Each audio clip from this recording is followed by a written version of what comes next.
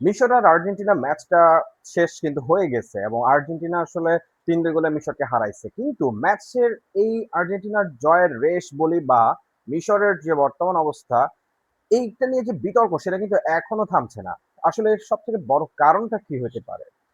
আজকে আমরা এই যে একটা সমস্যা বা বিতর্ক, সে বিতর্কগুলো নিয়ে আসলে কথা বলব। গতকালকে ভিডিওতে আমি যেমন জানতে চেয়েছিলাম যে, আসলে ম্যাচে আসলে কি হয়েছিল? আমি যেমন কিছু প্রশ্ন আপনাদের সামনে রেখেছিলাম। সে প্রশ্নগুলোর উত্তরটা আজকে সারাদিনে ফেসবুকে আমি ফেসবুক বা বিভিন্ন সামাজিক যোগাযোগ মাধ্যমে আমি অনেকবার এটা খুঁজলাম, আমি দেখলাম এবং দেখার পর আমার যেটা মনে হয়েছে যে, এবারের বিশ্বকাপে কিছু বিশেষ দলকে আসলে কিছু বিশেষ সুযোগ সুবিধা দেওয়া হচ্ছে। আপনারা এটাকে অস্বীকার করতে পারবেন না। আপনারা আর্জেন্টাইন ফ্যান হন বা যেই ফ্যানই হোক না কেন, আপনারা এটা স্বীকার করতে আপনাদের বাধ্য হতে হবে।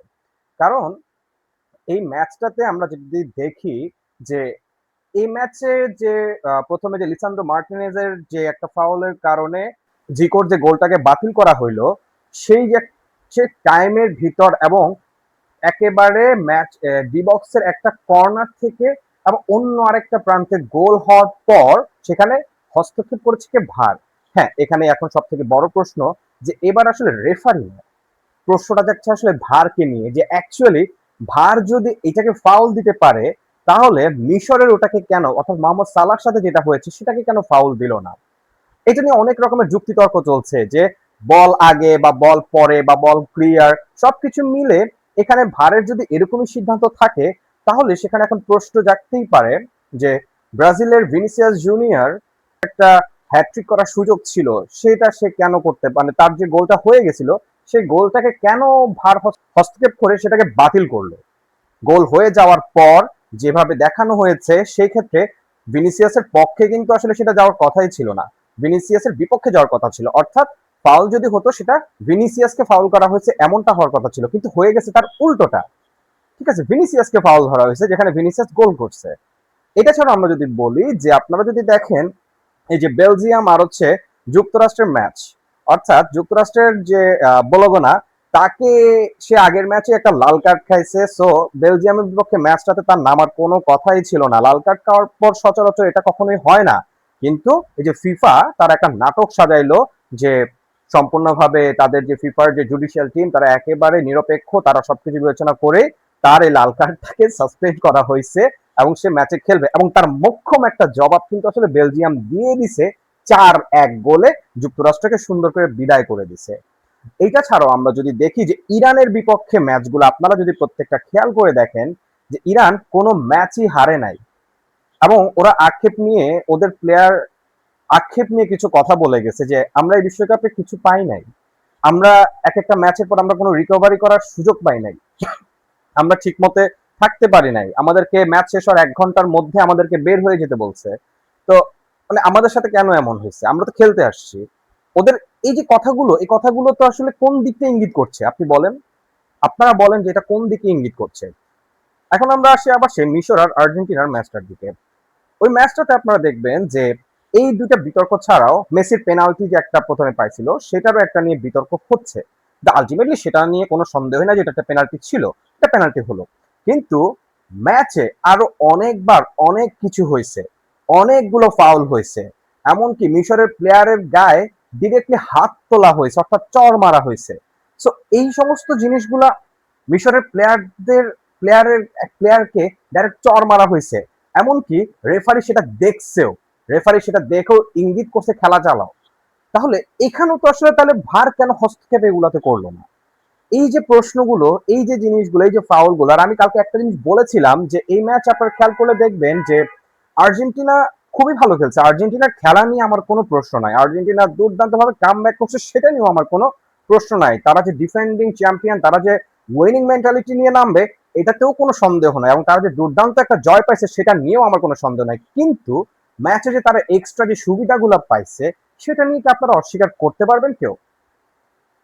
আমি কোন দলের সাপোর্টার বা কি সাপোর্টার সেটা ডাজন্ট ম্যাটার, আমি ফ্যাক্ট নিয়ে কথা বলতেছি যে এবার বিশ্বকাপটা কি একটু অন্যরকম মনে হচ্ছে না আপনাদের কাছে? যে কিছু বিশেষ দলকে বিশেষ সুবিধা দেওয়া কি হচ্ছে না? কিছুটা হলেও তো এটা এখন প্রমাণ আপনারা পাচ্ছেন। তা না হলে এই ম্যাচটা নিয়ে এত বিতর্ক হতো না।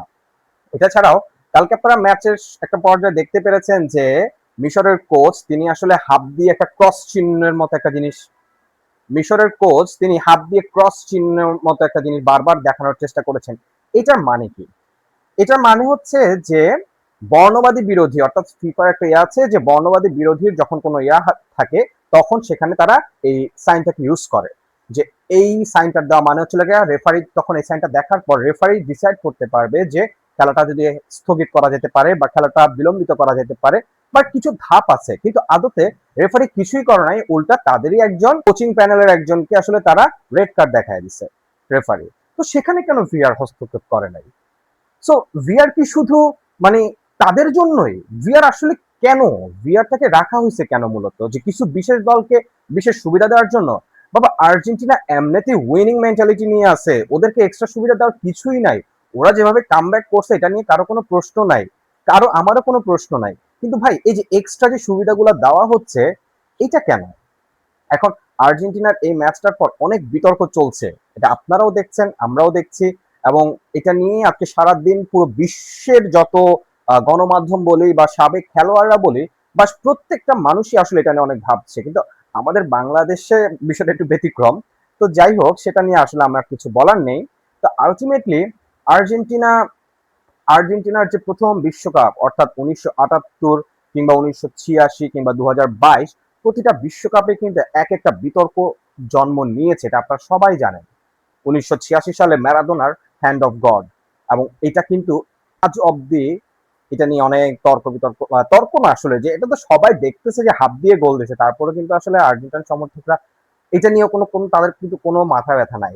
তারা চ্যাম্পিয়ন, তারা একটা 2022 সালে একটা বিশ্বকাপ জিতছে, ওইটা নিয়েও অনেক বিতর্ক ছিল যে একটা টিম প্রতিটা ম্যাচে কিভাবে পেনাল্টি পায়। আচ্ছা বাবা, আমার বিতর্কে যাওয়ার কোনো দরকারই নেই। আমার কথা হচ্ছে যে যেখানে ভারকে এবার এত দায়িত্ব দেওয়া হয়েছে, এত শক্তিশালী দায়িত্ব দেওয়া হয়েছে, এত বড় গুরু দায়িত্ব দেওয়া হয়েছে, তাহলে সেটা কেন সবার পক্ষে সমানভাবে ইউটিলাইজ হবে না? এই প্রশ্নটা আমার থাকবে। এবং আপনারা এবার অনেকটাই মোটামুটি নিশ্চিত হওয়া গেল যে আসলে এবারে বিশ্বকাপটাও যে কিছুটা আসলে কিছু কিছু দলের জন্য আসলে ভারকে এক্সট্রা ভাবে সেট করা হয়েছে। এটা আপনারা মানেন না মানেন, এটাই বাস্তব, এটাই সত্য। এটাকে আপনাদের মানতে, আমি মানাতে না পারলেও আমার কিছু বলার নেই। আর আমি যদি আসলে কোনো ভুল বলে থাকি অবশ্যই আপনারা সেটা আমাকে ধরা দিতে পারেন, সেখানেও আমার কোনো বাধা নেই। যদি আমার ভুল থেকে থাকে আপনারা সেটা আমাকে অবশ্যই শুধরে দিবেন, আমি নিজে থেকে সেটা শুধরে নিব। আর যদি আমার এগুলো যদি আপনাদের সঠিক মনে হয় তাহলে অবশ্যই আপনার মতামতটা জানাবেন যে কি অবস্থা আসলে। তো বিশ্বকাপের রং কিন্তু এরই মধ্যে হারিয়ে ফেলছে আমার মতে, আমি জানি না। কারণ ব্রাজিলের বিদায় যেটা হয়েছে, দেখেন ব্রাজিল যে বাদ গেছে এটা নিয়ে আসলে কারো কোনো হেডেক নাই বা কারো কোনো তর্ক বিতর্ক নাই। ব্রাজিলিয়ান মানে পুরো ওয়ার্ল্ডের ব্রাজিলিয়ান সাপোর্টাররাও জানে যে ব্রাজিল যে একটা টিম নিয়ে আসছিল বা যে একটা ভঙ্গুর অবস্থা থেকে আসলে রাউন্ড অফ 16 পর্যন্ত আসতে পারছে, এটাই ব্রাজিলের জন্য এবারে বিশ্বকাপে অনেক ছিল। সো এটা নিয়ে কারো কোনো তর্ক নাই বিতর্ক নাই। কিন্তু আর্জেন্টিনা অলরেডি একটা বিশ্ব চ্যাম্পিয়ন, এবং তারা প্রথম ম্যাচ থেকেই সে মেন্টালিটি নিয়েই আসতেছে। তারা কোনো ম্যাচে হোঁচট খায় নাই, যদিও হোঁচট খাইছে কার বিপক্ষে? কেপ ভার্দের বিপক্ষে এবং মিশরের কাছে। যদিও তারা কিন্তু ম্যাচ ঠিকই বের করে আনছে, এটাতে কোনো দ্বিমত করার কিছু নাই যে তারা উইনিং মেন্টালিটি এবং তারা যে চ্যাম্পিয়ন মেন্টালিটি বা তাদের যে অ্যাগ্রেসিভ বা তাদের যে খেলার যে ট্যাকটিক্স, এটা নিয়ে কারো কিছু বলার নাই যে আর্জেন্টিনা সেরা। কিন্তু তারপরও এই ভার কিসের জন্য আসলে এক্সট্রা করে তাদেরকে এত বেশি সুবিধা দিল? আপনার এরই মধ্যে ভিডিওটা দেখে ফেলছেন যে আমি অনেকগুলো জিনিস আসলে দেখাইছি, এগুলো কোনোটাকে আসলে ফাউল হিসেবে গণ্য করা হয় নাই। তো ভিআর কেন সেখানে হস্তক্ষেপ করলো না? অবশ্যই সেটা আপনারা আমাকে জানাবেন। এবং আমার যদি, আবার বলছি, যদি আমার যদি কোনো ভুল হয় অবশ্যই আমাকে শুধরে দেবেন। আর আমার কথাগুলো যদি আপনাদের কাছে সঠিক মনে হয় তাহলে অবশ্যই তার মতামতটা আমাকে জানাবেন।